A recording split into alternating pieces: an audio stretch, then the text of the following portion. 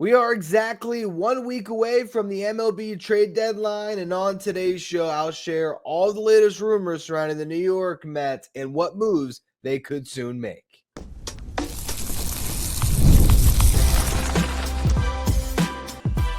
You are Locked On Mets, your daily New York Mets podcast, part of the Locked On Podcast Network, your team every day.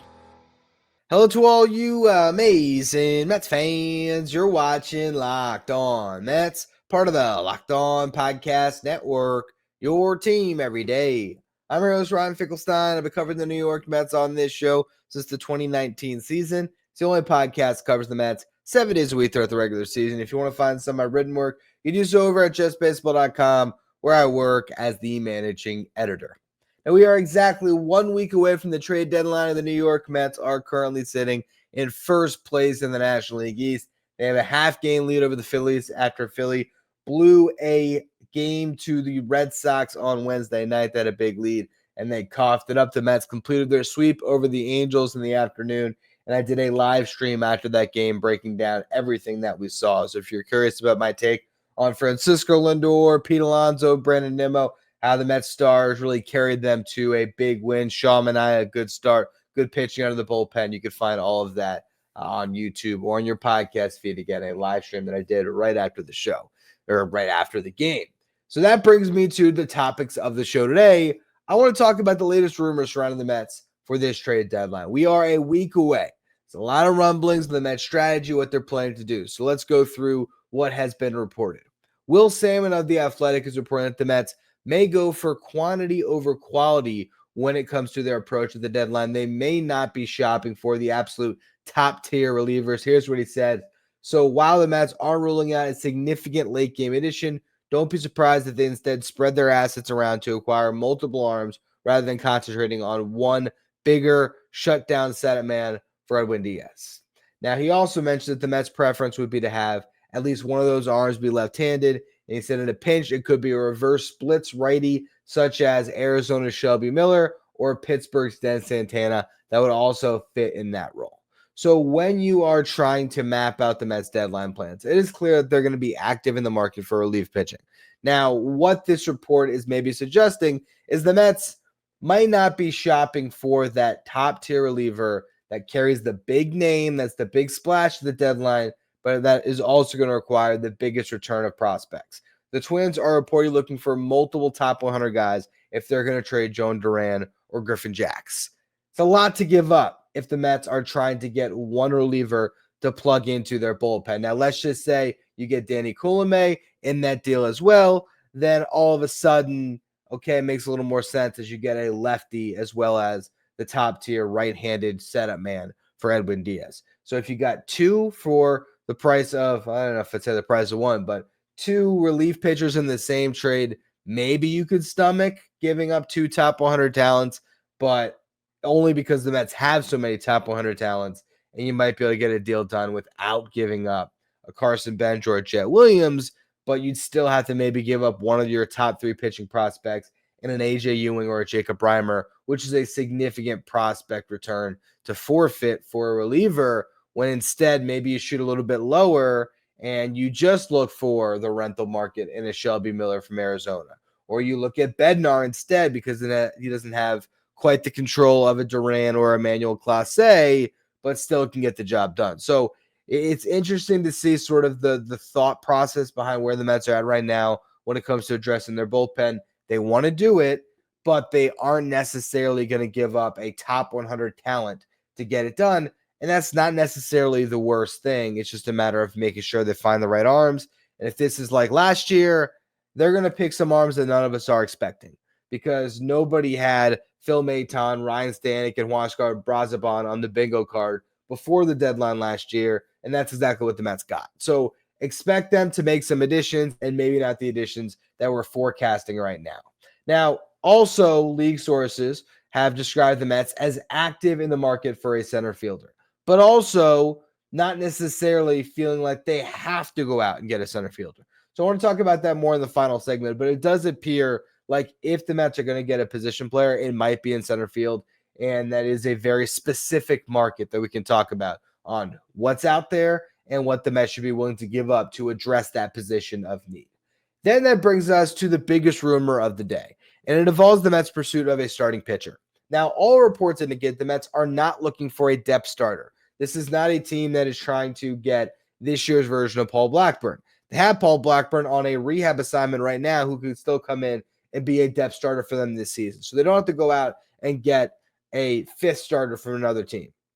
But if they can get a frontline starter, somebody that would make a playoff start, somebody that would jump in front of a Clay Holmes or Frankie Montas, a guy that would join Kodai Senga, Sean Manaea, and David Peterson in a playoff rotation, the Mets might just pull the trigger, and that leads to that big rumor that's out there, which is that Dylan Cease may get traded after all, and Buster Olney is reporting that the Cubs, the Mets, and multiple AL East teams have discussed Cease. Now, Jeff Passan, who is a little more credible than Buster Olney, he has also described Dylan Cease as a trade candidate, but he says that the Padres are more willing to listen rather than really entertaining or shopping Cease. They're okay to take some phone calls, and if they can get creative and use Dylan Cease as a trade chip that will help them address their roster in multiple ways, maybe they would pull off a deal. But here's why I think it's pretty unlikely that the Mets actually end up trading for Dylan Cease. The Padres right now are in the third wild card spot behind the Mets.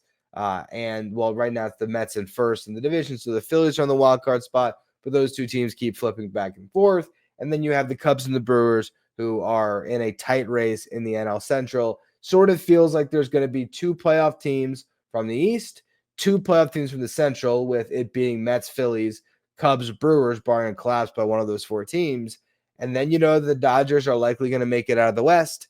That final wild card spot is really up for grabs. So it doesn't seem like the Braves are going to get into the mix or the Marlins are going to put it together enough to actually be a wild card team. But there's a couple teams in the NL Central with the Reds and the Cardinals that are still hanging in there. And in the West, you have the Giants and the Padres, with the Diamondbacks kind of in, but honestly really not. And it appears like they're heading towards a real teardown, selling off all of their rentals, which could ultimately mean them punting this season. So that brings me back to the Padres with Dylan Cease. They're in it. And I just don't know if I could see them saying, yeah, we're going to trade Dylan Cease and roll into the playoffs with Nick Pivetta, Randy Vasquez, and yes, Yu Darvish is back, but he hasn't pitched well just yet, and Steven Kolak. That's going to be their four going into the playoffs. And I don't think that you can pull off a trade where you get a pitcher that would factor into your top four for a playoff rotation in a deal for Cease. It would make sense if you're moving Cease, if you're filling a bunch of other holes, and maybe you're getting a top pitching prospect in that trade that you think you can plug into the rotation early. So let's just say it is with the Mets. Maybe they would want Nolan McLean, and they would say, all right, well, we're looking at Dylan Cease as a top tier starting pitcher. We want a top tier pitching prospect in return. And then you could slide McLean right into their rotation.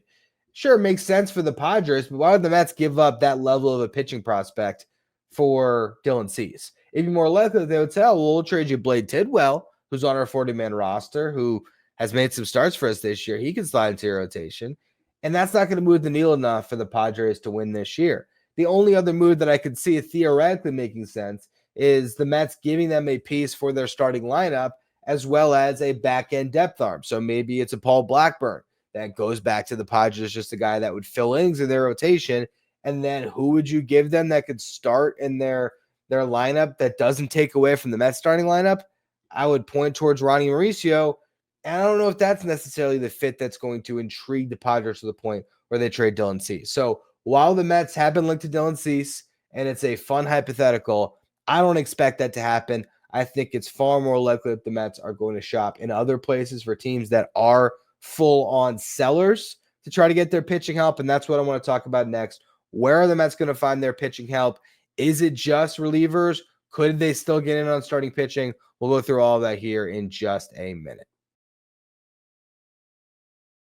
Today's episode is brought to you by Game Day Q, and so is this hat I'm wearing. For Mets fans like me, this hat hits the mark. Game Day Q makes clean, no logo gear with team-inspired colorways for every pro and college fan base. It's all about letting your colors speak for themselves. No more giant logos, just smart, versatile style that works on game day, on the course, or anywhere in between. And the hat pairs perfectly with my usual gear. It doesn't replace any of my team's logo stuff. I can wear this hat with anything I would typically wear, and I can also wear it on the golf course. Typically, when I go golfing, I don't have a Mets polo, but now I can sort of rock my Mets gear with this hat and just wear my standard polo, and the hat does all the talking. Also, you look, and it's not just about hats. If you check out, they have their split shade gloves made for the golf course, the perfect gift for the fan that has everything else. Right now, you can get 15% off with code MLB15 at GameDayHue.com. That's GameDayHue, HUE.com. The code even stacks on bundle days, so now it's really time to load up. Let your colors talk, because colors speak louder than words. That's GameDayHue.com, code MLB15. If you're watching on YouTube today, do me a favor, hit that subscribe button. Help us get closer to our next goal of 14,000 subscribers. Also, hit that notification bell so you get notified anytime an episode drops or when the show goes live. We have the Locked On Mets postcast that go up after every single Mets game. As soon as the final out is recorded, you have Chris Schubert going live for your Locked On Mets postcast. So make sure you hit that subscribe button and check out all the content we have coming your way here with Locked On Mets. Now let's get back into the trade market. Who is on the table? The Royals are clearly listening on Seth Lugo because they are on the fringes of the wild card race, and Seth Lugo has a $15 million player option for next season that he is not going to take because he's been way too good for that. It's going to be his last chance probably to go out there and hit the market and maybe sign a lucrative 3-year deal. And Lugo has earned that over the last couple seasons. He's been outstanding. He's got a 2.95 ERA right now, 35 years old. He is potentially the top rental on the board that can be moved when it comes to the starting rotation. And the reports are what the Royals are looking for is controllable outfield help. So what do the Mets have that fit that billing? They got 3 prospects right now that are in the minor leagues that make a ton of sense, I think, in a rental trade. And I don't think any of them are going to burn you the way Pete Crow Armstrong did. The one that I would be the most hesitant to trade because of getting burned is AJ Ewing, because it feels like he has some untapped potential. He has started to break out this season in high A. I believe he might have even opened up the year, I think in low A, put up the monster numbers, and then ended up in high A. Let me pull up the stats exactly. But Ewing, he is a fringe top 100 talent right now at Just Baseball. He was on our Just Missed. Arm is going to be updating our top 100 ahead of the trade deadline on Monday, so I'm very curious to see if Ewing will sneak his way onto the list. But you look at what he's done this season. He did start the year in St. Lucie in 18 games. He hit 400, OPS over 1,000, got the call up to Brooklyn. In Brooklyn, he's got an 806 OPS. He has stolen 55 bases on the season, 41 bags on 46 attempts in 64 games. So incredible speed that Ewing possesses that he's able to leverage very well on the base pass and in center field. I'd be hesitant to trade AJ Ewing for Seth Lugo. I think I'd want to try to expand that package and maybe get, Lucas Erceg in that deal and try to get the reliever and the starting pitcher in the same trade if you're going to give up AJ Ewing, because he's just such an intriguing prospect. But I also would not be too against trading a Ewing if it means that's the final piece for a World Series team. And I do think that there is something to be said about getting an arm for the front of the starting rotation. I don't think the Mets need to, but a guy like Lugo would go a long way. I'd prefer the Mets to trade Drew Gilbert. Gilbert is up in AAA. He's had some good success recently. He is a guy that does a lot of things well, but I don't think that you're going to be giving up a future all-star with Drew Gilbert. I think you're going to be giving up a guy that probably ends up being a 4th outfielder in the big leagues, but a very good one, a guy that could start for a second division team. And I think for the Royals, a perfect fit, someone that they could plug into their outfield tomorrow if they wanted to. So I can see a Drew Gilbert for Seth Lugo fit really making sense. And if you look at it from a Mets perspective, you gave up Justin Verlander. You got Drew Gilbert and Ryan Clifford. Ryan Clifford is leading all hitters in AA and home runs right now. He really was the prize of that deal, and you still have that prize. And so essentially you would have traded a year and a half of Justin Verlander, who didn't end up being good for the second year of that. And you would have gotten back Ryan Clifford and then Seth Lugo in a year where you actually had a shot. So I personally would be all in on a Gilbert for Lugo swap. I don't think that is too much for the Royals to ask for, and it does fit the billing of controllable outfield help. Nick Morabito is the other guy that you could say would be controllable outfield help that the Mets could trade. Morabito is a similar profile to AJ Ewing as far as a speedster in center field that gets a lot of his value from getting on base and swiping bases. He's holding his own right now in Double-A. So I think he would be, again, a fit for the Royals when it comes to that controllable outfield help. Now, the other starting pitchers we've talked about that are rentals, the Diamondbacks seem to be more willing to make trades. So it could be Zac Gallen or Merrill Kelly, or maybe both of them that end up on the move. Shelby Miller, also available. He is a rental reliever. He has a 1.98 ERA in the season and 37 games pitched. Over his last 15 games, 17 strikeouts to just 1 walk. Pounds the strike zone, very tough on lefties. I can definitely see a fit where the Mets pull off a trade to get one of the rental aces, or I don't know if you call them aces at this point. Zac Gallen certainly hasn't pitched well enough this year. 5.58 ERA. Last 2 starts to give up 6 runs apiece. So he has not done well in his contract year. Merrill Kelly has done much better. 3.32 ERA. But I would be on board for either of those guys. Gallen because of the upside. Maybe the Mets can reclaim a little bit more. Kelly because of the high floor. And Shelby Miller is definitely a reliever to discuss. But the more you look at the market for starting pitching, the more you could get comfortable with the idea that the Mets are just not going to make a move there. But if they're going to hold off on trading for a starting pitcher, you better get some top-end relievers. I know they're saying that the absolute best in the market are not on the table, that the Mets might not be the team to get a Clase or Jhoan Duran, but I just feel like you have to be at least in the room and you have to consider it. Because if the Mets can get one of those lockdown guys that you can plug in behind Edwin Diaz, you have Brooks Raley now, all of a sudden you get to that place that you want to be in as a top-tier contender where 7, 8, 9, you know what you're going to be able to put out there. You have a recipe to success where you have a guy that pitches the 7th inning, one that pitches the 8th, and Edwin Diaz there in the 9th. And obviously, throughout the regular season, it's not going to be that simple. Other guys got to step up at various times. But having that top-tier bullpen is so important for a contender. And the 2 teams I'm looking at right now are the Twins and the Pirates. The Twins, it is Duran, obviously, that jumps out. He's one of the best closers in baseball for some time, a guy that throws a splitter at 100. I mean, he's just insane stuff from Duran. 1.94 ERA in the season, 15 saves, 2.5 years of control. Going to be very tough to acquire him. Griffin Jax theoretically would be easier to acquire. 4.09 ERA in the season, but he's striking out batters about 38% of the time. Had a 2.03 ERA last year.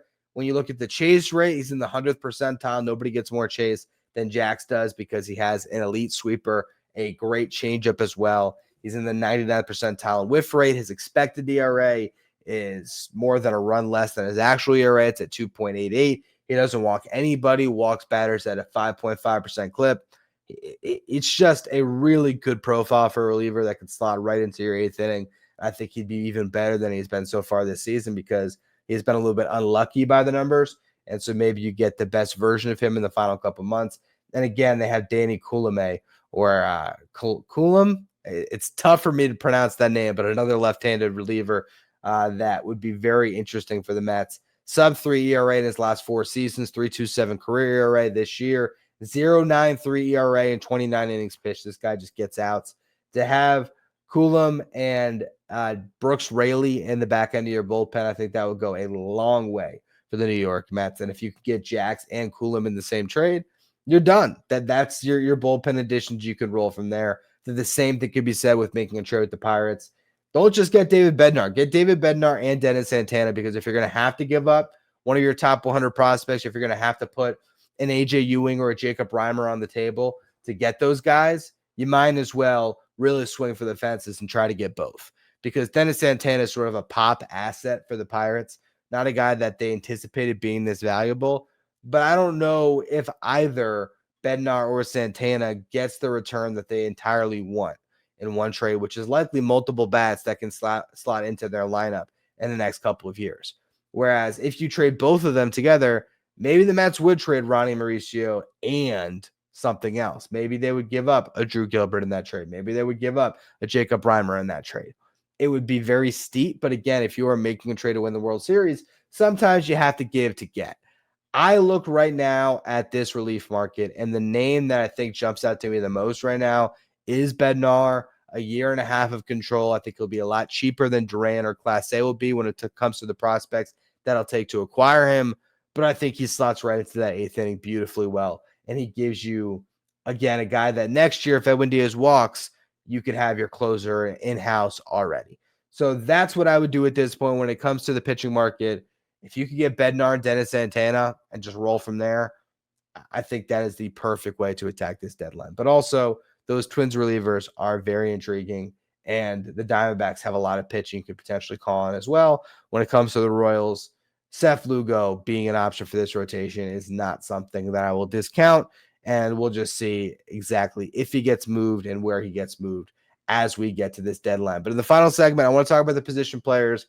Are the Mets going to get a center fielder, and which center fielder makes the most sense? We'll go through the latest rumors in just a minute. Today's episode is brought to you by Open Phone. If you're running a business, you know that every missed call is money left on the table. Think about the last time you had a service emergency, like a burst pipe.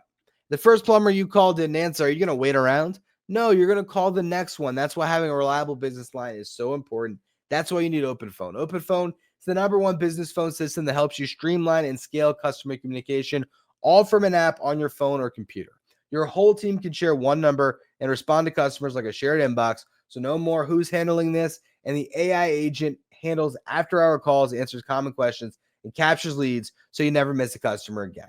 OpenPhone is offering Locked On Mets listeners 20% off your first 6 months at openphone.com/LockedOnMLB. That's OpenPhone, OPENPHONE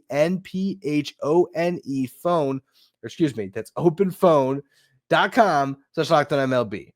And if you have existing numbers with another service, OpenPhone will port them over at no extra charge. Open Phone, no missed calls, no missed customers. If you're an everydayer that always tunes into the show, make sure you become a Locked On Mets insider. This is our texting service where you get updates from me anytime news breaks from the Mets. You can ask me questions anytime. Take part in our Locked On Mets sign photo giveaways, and the live graphics sent to your phone each day so you know who's in the starting lineup without ever having to go on social media. If you want to be a Locked On Mets insider, find the link in the episode description or go to subtext.com/LockedOnMets. All right, so what can the Mets do at this deadline to address their starting lineup? We've talked about this a bunch, but let's gather the latest rumors. And right now, if there are two outfielders that are going to get the most on the trade market this year, it's Jhoan Duran, who we spent a lot of time on, and now a late addition to the trade market, Steven Kwan is available. Now, Kwan has played left field, I believe, primarily throughout his career, has been a Gold Glover out and left, has not really played much center. And you have to look at the Mets situation. I don't think Brandon Nimmo is going to be playing center field anytime soon. I think Nimmo is the Mets left fielder for now and for years to come. Juan Soto is the Mets right fielder for now and for years to come. So if you're going to get an outfielder, it has to be a center fielder. And I don't know if you want to trade what it's going to require to land a Steven Kwan and then plug him into center field every day for the first time in his big league career. To me, it doesn't make a lot of sense. Jhoan Duran makes more sense because last year he thrived as a center fielder. But when you think about the return it's going to take to get him, a guy that has 3 years of control beyond this season, I don't know if the juice is worth the squeeze there. And I think the Mets have to decide what's their long-term vision of this team in center field. Like I said, Nimmo and Soto are going to be in the corners. So who do you envision being your starting center fielder? I think the Mets have a lot of optimism in Carson Bench. I think they have a lot of optimism in Jet Williams, their top 2 position player prospects. Now, Jet Williams is a shortstop by trade who has gotten plenty of playing time at second base and is also still learning center field. I think it's more likely that Jet Williams is the second baseman of the future for the New York Mets than the center fielder of the future, but he could factor into that mix absolutely next year. And then Carson Bench, I think, has a really good chance of being the center fielder of the future. So if you believe in those two guys, that center field is going to be solved internally, then you don't have to trade what it's going to take to get a Jhoan Duran. You just have to figure out a stopgap for this season. Or you just roll with Jeff McNeil and trust the guys you have in-house to figure out the infield. When it comes to the center field market, there's 3 names now. There's Luis Robert, and these are the rentals. Luis Robert, Cedric Mullins, and Harrison Bader. And Harrison Bader is doing much better this season than he did last year with the Mets. He got a 761 OPS, 12 home runs, matching his total from last season, and nearly 150 less at-bats. Bader would be a good fit in the clubhouse. He's having a good season. How much does he upgrade your team, though? Last year, Tyrone Taylor beat him out for the starting center fielder job come October. I just don't know if that's the guy you get to move the needle. I don't think Cedric Mullins is either. And it's crazy because you asked me this question 2 weeks ago, I'd say I wouldn't touch Luis Robert with a 10-foot pole. But the more and more that I've looked into his stats, the more I've seen the vision for why this would make sense. Here's the first thing. The guy absolutely demolishes left-handed pitching. So at worst, you are finally getting a guy that can platoon with Jeff McNeil, where you can have Jeff McNeil against righties, start out in center field against lefties. You go with Luis Robert. Now, the interesting thing is, all of a sudden, Brett Beatty is swinging a good bat against lefties. Jeff McNeil's been great against lefties this year. So if you were to do that and you were to bring Jeff McNeil into the infield to play second base, I guess Brett Beatty would play third. And then Mark Vientos would DH. But then Starling Marte has swung the bat very well. So it's sort of interesting trying to juggle this many bats. But I think what you'd be getting in Luis Robert is you'd be taking a flyer on a guy that's got an incredibly high ceiling. That's what you'd be doing. He's got the floor of being a great defender in center field, a guy that brings speed to the bases, who can rake against left-handed pitching. But you'd be hoping that you get the guy that 2 years ago was in the fringe MVP conversation in 2023. He was so good. The guy that hit, was it 38 home runs? And you can see a guy going from Chicago with the White Sox and all the struggles that have surrounded that franchise over the last couple of years. And then he gets to go play for a winning team with Juan Soto and Francisco Lindor and Pete Alonso. If there's any team that could get Robert in line, I think it is the Mets. And he has just that incredible top-end potential. So to me, Robert is the guy that's the most intriguing for his ceiling. Willie Castro is the most intriguing for his floor. 775 OPS on the season. Gives you a good switch hitter. Not a great defender, but he can play all over. I just stick him at second base and roll with Beatty at third. Have Jeff McNeil play center. And you go from there. And you know what? If other people outperform Willie Castro and he gets relegated to a bench role, he gets relegated to a bench role. But he is just a safe option for the Mets. When you look at the deadline as a whole, I look at this starting lineup, and if they decide to stand pat and they just say, you know what, we're going to trust that second base is going to be solved by Brett Beatty primarily. Third base is going to be Ronnie Mauricio. You're going to close games with Beatty at third. You're going to close games with Acuna at second. And against left-handed pitching, you might start Acuna at second base with Beatty at third. Or you might start Beatty at second with Vientos at third and have Marte DH the way they did on Wednesday. They have options, and you could just stand pat and do nothing, knowing that you still might get Jesse Winker back later on this year to give you another left-handed bat to plug into your bench. And until then, you have time to see what you have in Mauricio, to see what you have in Beatty, Vientos, Acuna, and just let those guys continue to play. So the Mets don't have to go out and get somebody if they're going to. I think getting a high floor utility man like a Willie Castro makes a lot of sense, or shooting for the stars when it comes to upside on Luis Robert, and hoping that you get a guy that changes scenery, similar to a couple of his former teammates in Gavin Sheets and Andrew Vaughn that have taken off with new teams this year. Maybe that can be Robert, and maybe he still has some of that star power left. That would make the Mets even consider picking up that club option next year, which I think everybody assumes is not going to get picked up because no one's going to pay $20 million for Luis Robert based on his last 18 months. But you never know. You never know what can happen. You never know what can change. And we'll see if something does in the second half beyond that trade deadline if the Mets make a move. Last thing, again, it just comes to the relievers. And the arms I like the most, I think it's Bednar and Santana.